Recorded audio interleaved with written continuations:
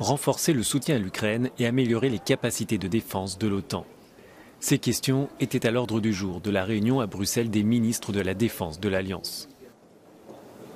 Ce renforcement signifie le déploiement de forces supplémentaires sur le flanc est de l'OTAN, mais aussi constituer des stocks d'armes supplémentaires.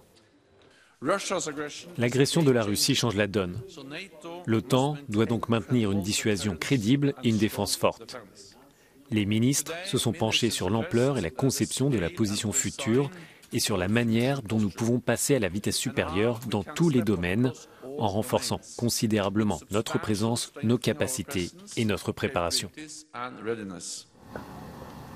Pour sa part, l'Ukraine réclame toujours des armes supplémentaires et insiste pour que ce renfort matériel arrive le plus rapidement possible, car des combats intenses et des bombardements continus se poursuivent dans l'est du pays. Les experts rappellent que Kiev estime avoir besoin de 300 lance-roquettes et de 500 chars. Jusqu'à maintenant, ils ont reçu la moitié des tanks nécessaires, un sixième des lance-roquettes et environ un quart des obusiers dont ils ont besoin. Il y a donc un écart entre ce que veulent les Ukrainiens et ce qu'ils ont obtenu jusqu'à maintenant.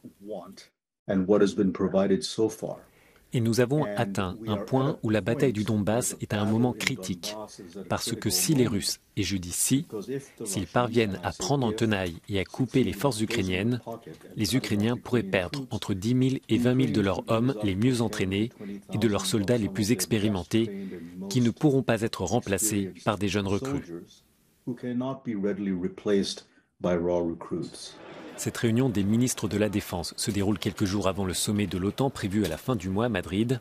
Les alliés devraient s'entendre sur un nouveau concept stratégique pour établir une position commune à l'encontre de la Russie, mais aussi pour répondre aux défis posés par la Chine.